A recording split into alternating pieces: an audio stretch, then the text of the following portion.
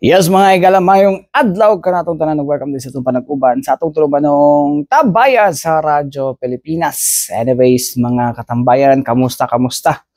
Oh, kamusta ang inyong kwan kagahapon, no? Ang inyong pagpulaw, tanaw o kwan, indak, yun yung pulaw kay mga alas 9 pasado na human naman ang kwan. Although ako, wala ko nakadto dito. Kay tungod napugilang yan tuan po, no? Pero kamusta nga to ang kuno tawagan ni? Kamusta inyo ang katong mga nagwalwal kagabi kaya biog holiday karon, no? Kamusta?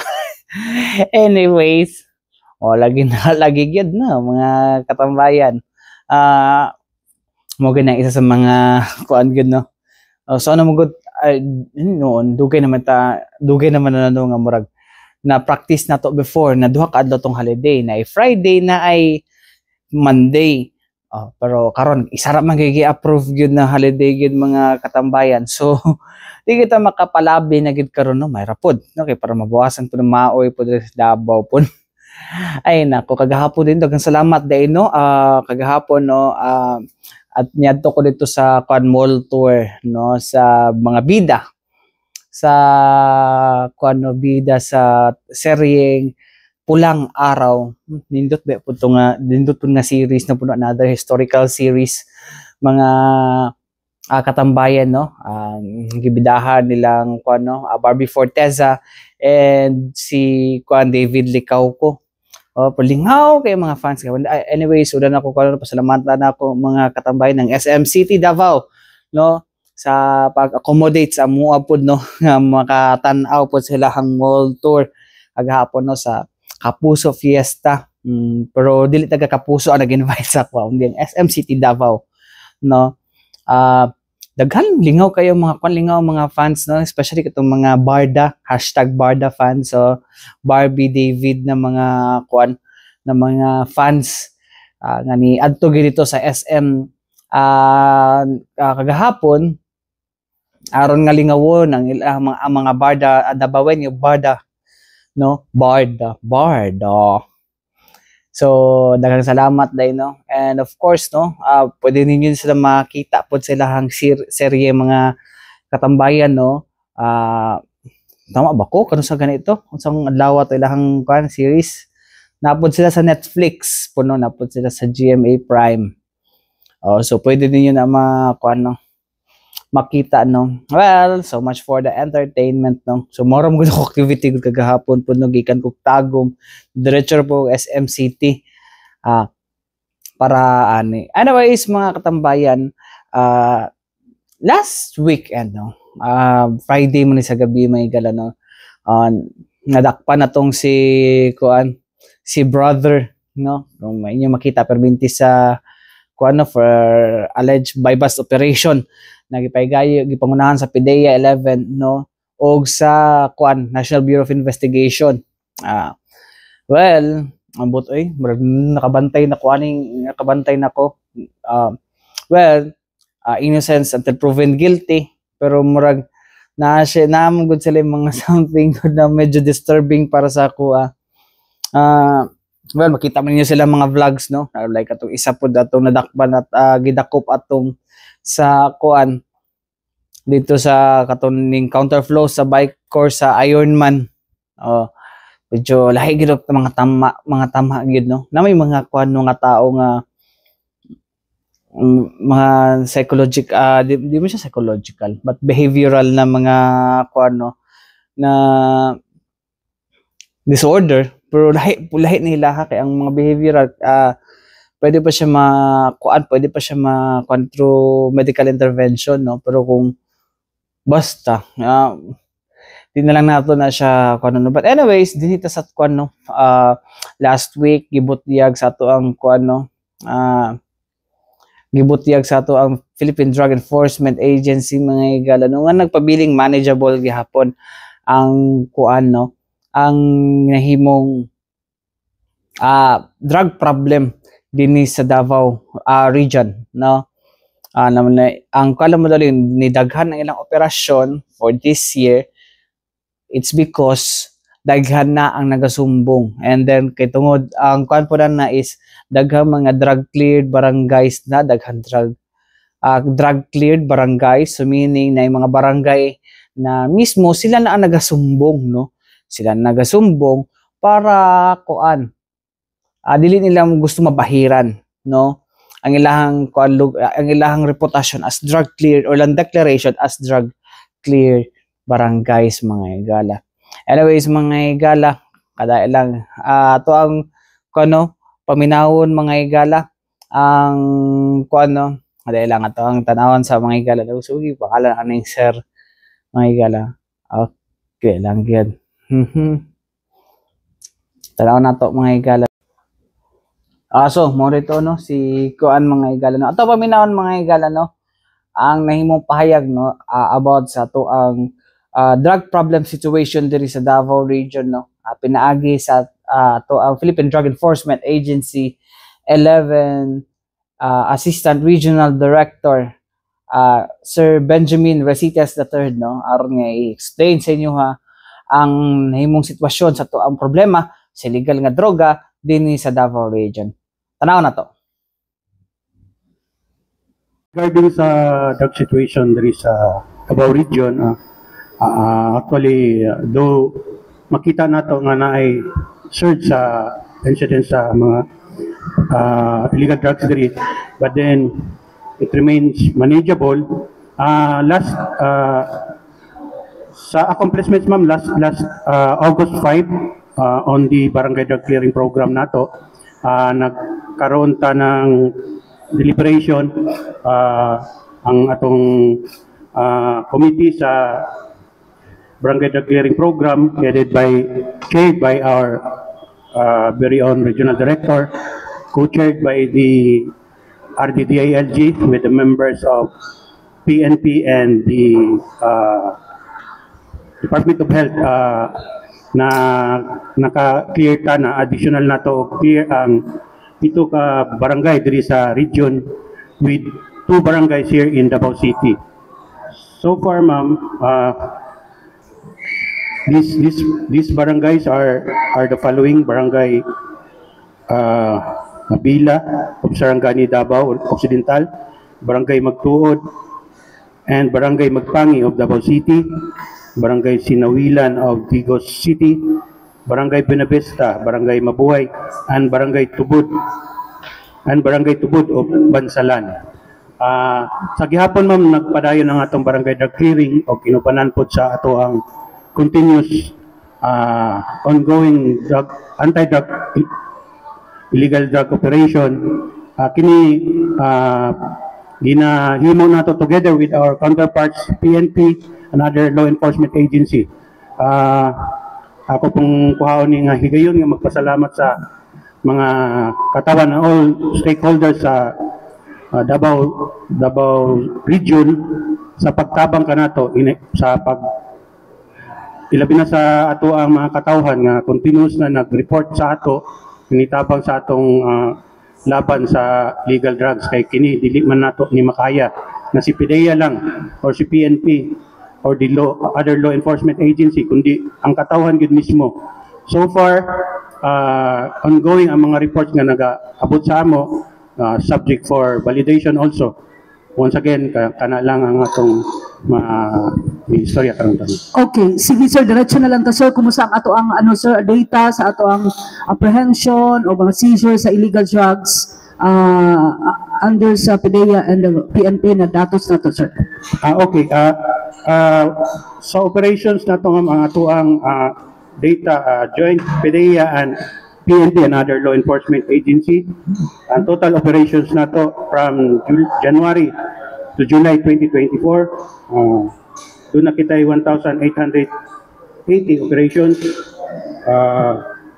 which resulted to the arrest of 1,788 drug personalities, confiscation of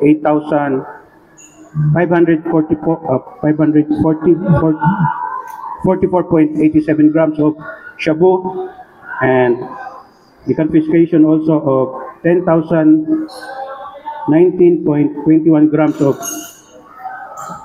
dried marijuana leaves. So far kana lang atong stats sa operations nato from January to July 2024. Sir, basig nato value o pila pud ang apprehended personalities, drug personalities ani sir? Ang sa ato ang confiscation sa ato ang shabu nga ginatawag, it amounted to 58 million 99,796 pesos, while the marijuana or the marijuana leaves is 1,802,309.2 pesos, and marijuana plants is 474,200 pesos. Pila itong nadakpan na ARD? Ang total number of arrested personalities na nasa 1,788 personalities, ma'am. Same period sir, no? January to July? January to July 2024, ma'am. Oh, kadaghan na ba yung nadakpan? Ay, sige sir. Wala death. Wala death, anak, no? ARD. Wala, ma'am. Okay. Sige sir. Linis ata sa Social Security. Sinabing bloodless or may na-disgrasya dyan during conduct of operation. Kasi ma'am, yung as much as possible ma'am, pati sa PNP, as much as possible, kinakailangan natin i-preserve lahat ng yung life, including ng unang-una yung life ng ating mga suspect at saka yung life din namin. So, walang kaibahan yun man kasi ganun naman talaga yung trabaho ng law enforcer. Ang pinaka-foremost is the preservation of life. Nagkakaroon lang yan ng distinction kung nalagay sa panganib yung buhay ng ating operatiba. How about dun sa directive na parang nakatutok dapat sa mga big time and baka magbigay kasi ng impression na baka hindi na siguro not that focused as before sa mga yung mga street level lang kasi ang sabi kasi na dapat doon tayo sa big time. Kasi naa sila yung concern na, dili na kaayon na focus. So, kasi lugara and mudaghan ang atuang numbers of persons using illegal drugs.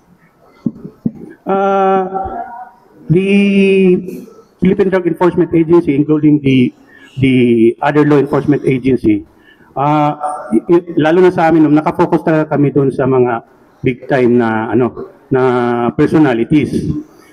When it comes naman doon sa street level pushing, nandito yung PNP natin, at saka usually yung sa street pushing, kaya nga nandun yung barangay drug clearing program natin, ma'am. Yun talaga, nakafocus yun lalo na sa mga masabi na nating street level pushing. Kung si barangay at yung community natin talaga focus din dun sa tinatawag nating barangay drug clearing, doon kasi yung programa kasi na yun, ma'am, tinutulungan natin. Una-una yung dalawa kasi yung program na nandun na naka-in place yung para sa mga nagtutulak na mapunta sila sa reformation, yung tinatawag nating barangay drug balay silangan, at saka yung sa CPRP, yung rehab ng mga drug user natin na hindi masyadong malala. Sir, last question na lang po.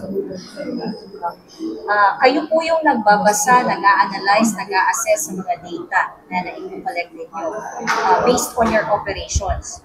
Paano nyo, or can you have a comparative analysis kung kumusta na yung sitwasyon ng Davao Region when it comes to illegal drugs compared to the past years? Dumami po ba based on your analysis? Sa kayon, ma'am, makikita man natin sa number of operations na medyo tumaas siya sa ngayon sa Davao Region. Tumaas yung yung incident ng operations natin against illegal drugs. Okay, sir. Sorry, ma'am. Tumaas yung nakuhang not necessarily sa Davao, lalo na sa Davao Region, wala tayong high volume seizure masyado dito sa region na to. Pero tumaas yung in terms of operations ng incidents of operations. Pero yung mga nakukuha, sir, na drugs, tumaas po ba? Hindi ganun masyadong dito sa Davao Region na I am from Region 7. Nakikita natin yung volume ng drug issue. Yung sa Davao naman ma'am, pati doon sa counterpart natin na law enforcement agency, hindi naman ganun ka ano ma'am. Hindi siya, when it comes to volume. Okay, I am asking kasi sir, baka we take it as accomplishment, pero in the other side of it, dumadami yung mga nakukuhang drugs. What's your take on that? Sa ngayon ma'am, may makikita natin na may surge ng ano, pero not that much talaga. Wala na May surge, sir, pero not that much compared to other regions. Tama Yes, po. yes ma'am, Oo. dito sa Davao. Well, in fact, mas pinakamahal yung Davao when it comes to per grams ng shabu. kano yun. Dito ma'am, based on ano ma'am, nasa 11,000 per grams tayo dito eh. Talagang mataas na ano na yan ng price ng shabu. Yes ma'am, thank you. Okay, so taas ang kaso no sa illegal drugs, mga confiscation nato sir of apprehension compared no sa previous administration. Kung baga bumabalik, tama sir, tama yung term ko, bumabalik yung drugs dito no sa hindi lang sa Davao region, sa buong Pilipinas. Merong mga ganong report ma'am, siguro ma'am one of the factors niyan ma'am is galing tayo ng ano eh. Galing tayo doon sa unang-una yung sa war on drugs natin, saka nagkaroon tayo ng bagong open kasi nagka-COVID tayo that time. So ngayon medyo open yung mga borders, ongoing yung ano. Kaya nakikita natin medyo may kunting ano na, pero very manageable naman. Okay. So, mo to mga katambayan, no? Ang pahayag ni Sir Resitas mga igala, no? So, mo to, balik ko na to. Daghan mga drug-free barangays, dili siya drug-free, but drug-cleared barangays mga igala, din sa Davao region, no? O ang gusto gid sa mga tao gid dinhi is dili na mabahiran mga igala, no? Ang ilang pagiging drug free. And isa pa mga igala, din na pud gusto sa mga taong mobalik ang droga karong panahona, no? Syempre, kon man na sila mga igala, no? Threat man na sila ang security diha silang lugar, dili lang silang security sa ilang lugar mga igala, security silang pamilya. What if katong mga nag-ulili, especially katong mga babae, di ba? So mo na nga ilahag yung kuan gyud, no? Ilahang hingusgan, no? Isumbong ta na mga anti-illegal drugs activity diha sa ilang lugar. Anyways mga katambayan, balik kita man lang sa mga importante pa. Dumdum ning atong sibianan.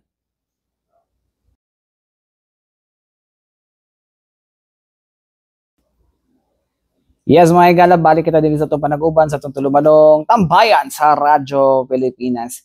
Anyways mga katambayan, no, ongoing paghihapon ng Euro Extreme Circus diya sa may DGT grounds mga igala, no? Doon sa may Matina. Pero ato'y patanaw mga igala, no? Ato sa ikon ha. Diha mga igala, no? Before ta mag-inod sa unahan mga igala, kanina himo nga activity during the opening night last week, no? Actually, lingaw kayo may mga igala. And ongoing pag ini siya mga igala nga activity, no? So, mo ni siya, no? Astang lingaw. Wagid mga extreme gid ilahang mga extreme ang ilahang mga upload ilang makita kay ginabawalan mi magkuha video atong so kanira gyud, no? Ang pakawat-kawat na tawag gani na moments, no? Gamay-gamay ra na siya mga igala, no? Oh, kita niyo yan, no? Di ba lingaw man gani mi. So mo na siya, no? Anyways mga katambayan, no, pwede kayo mumuad to kuanira, no? Nasa lay tickets ang pinakabato is 500 para sa bronze. Kalimutan ko kung pila pa tong gold, pila tong silver, no? Pero bisag asa ka mo lingkod, lingaw man gyud, no? Lingaw ang mga katambayan, lingaw gid ang mong circus. Last pa ako nakikita is 30 years ago. I was 6 years old. Atong nahitabo ang Royal London Circus, no? Karon kani extreme ni siya mga katambayan, no? Anyways mga katambayan, no, karon, no, daghan kasi kanang kuan, no, unsa bay latest karon sa kaniadto ang social security system mga katambayan, no, kay daghan kay nangutana about unsa na ba daw ang kuan karon bag-o karon sa SSS, no. Actually na-interview na siya niya sa milabay semana, no, sa tong kaubanan diri nga si Sheila Lisandro. But anyways mga igala, update lang ni, no, sa mga kuan karon sa SSS mga igala. Anyways mga katambayan ato paminawon no ang tigpamaba or ang information officer sa Social Security System mga igala diri sa Davao region no wala lain si Sir Dennis Calo. Paminaw na to. Sorry, full of success in which successful lang ato ang pagdinala sa pondo nga gisalig sa pagsagsasag sa mga miyembro sa atua kay basically ato ang ginasiguro especially sa pang mga fund managers na ang investment na gihatag o gibilin sa mga members sa SSS is safe, secure, liquid, and nagagain og higher yield. And of course, our investments are being invested to the different investment products such as government securities, corporate and multilateral institutions, equities, and other financial instruments na approved by Bangko Sentral ng Pilipinas. And of course, nahisgutan naman nato ang investment. Ako itabalo sa po ang mga members o sa po ang mga Libya karon na adun na kita gi-relaunch na program ni SSS Investment and Savings Program ni adtong June 10, 2024 dito sa po ang kaulihan na gipangunahan kini sa po ang PCEO, President and CEO Makasaet. So Rolando Ledesma Makasaet na kini nga maong programa mo kini tibag sa pangutana sa po ang mga membro nganong gaway ang pensyon na madawat sa pagtagsatagsang mga members. Kaya tungod, just for the information of everyone, na ang ato ang mga dinadawat na benepisyo sa SSS sama sa sickness, maternity, unemployment benefit, retirement, ato ang death and funeral benefits is nagabase lang na sa contribution kung pila ang ato ang ginabayad sa ato ang SSS. So, ang ito akong contribution na ginabayad sa SSS is ginalimitahan po na siya sa balaod. So, with that limitations, therefore, malimitahan din ang nadawat nato ng mga benepisyo. Therefore, si SSS nagmugna o programa para ma-augment ang ato ang nanahimong pension fund pag kita mag-retire na. Kini katong ginatawag kaniadto nga Workers Investment Savings Program o WISP ug ang Workers Investment Savings Program Plus nga ato ang gihining during the relaunch to my SSS Pension Booster. Nganong ato kini giilisan og pangalan? Tungod kay aron mas madali kini nga masampan sa ato ang mga members kung unsa ang tunong pinuha sa maong programa. From the name itself, Pension Booster. So it will augment our pension fund. Kaya ang focus ni SSS aside sa ito ang mga short-term benefits, sama sa kong na-mention ganina, is ang pagpreparar sa ito ang mga members sa panahon na kita mag-retiro na kung asa, gamay na po ba nga ang capacity na maka-earn of income. So with our My SSS Pension Booster, na siya diha ka klase. Mandatory and voluntary My SSS Pension Booster. So, ang ato ang mandatory pension booster, wala namin naginahanglan pa o registration, kaya from the name itself, mandatory. Automatically, kung nag-income kita o 20,000 up or more than 20,000, ang ato ang contribution ni Ana is dili lang na siya para lang sa pang regular SSS contribution. Kung kamo nandun lang gid sa SSS, kung ma-check ninyo sa inyong record, ang makita lang gid ninyo nga contribution if you are paying maximum kung more than 20,000 yung diwayad or more than 2,800 per month. Ang makita lang gid ana ninyo sa inyong contribution record is 2,800. So ayaw mong katingala nga 2,800 lang inyong makita. Katingala mo as makita ninyo sa inyong payslip mas more than 2,800 ang inyong contribution for SSS. Tungod kay ang sobra sa 2,800 na itong ginabayad is muadto sa pikas o ikaduhang alkansya na gipreparar ni SSS na kining My SSS Pension Booster mandatory. So, duha ka buok ang atong nadawat pag-abot sa panahon. O kining ato ang My SSS Pension Booster nga investment and savings, nag-earn kini nga pagtuig og interest income. So, as to mga employed members, nindot kining ato ang mandatory pension booster tungod kay sama sa ato ang regular SSS contribution, na akin ni siya employer-employee share. Buot pasabot, dili lang kita ang nagatigon para sa atuang pension fund, kung dili apil diha ang atuang employer.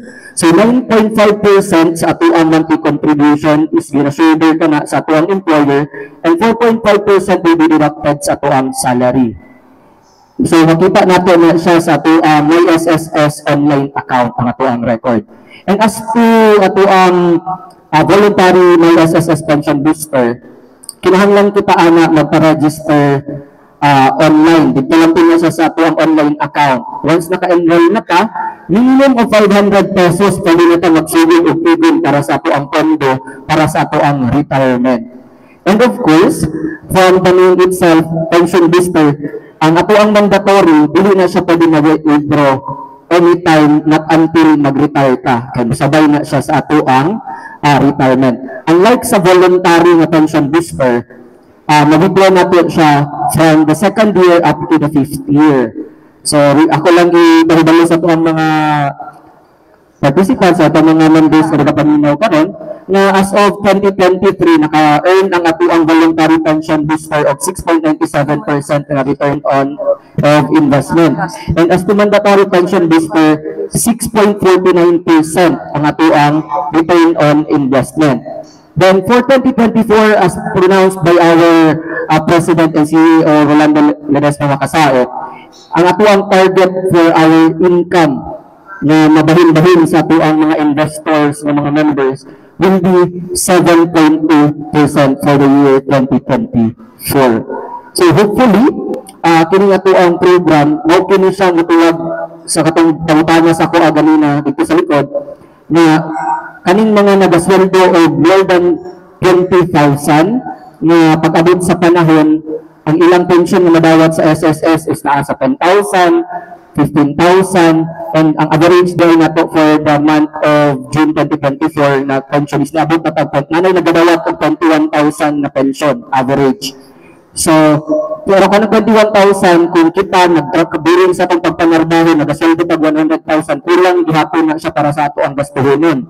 Naunang gibutang nato ng mandatory pension booster o voluntary pension booster, aron na atay option na kung unsa ang atong pag-value sa ato ang pagpangandam sa pang-retirement age is magpundo pa po pagdugang diha sa ato ang SSS contribution pinaagi sa ato ang bagong programa na mandatory pension booster o ato ang voluntary pension booster.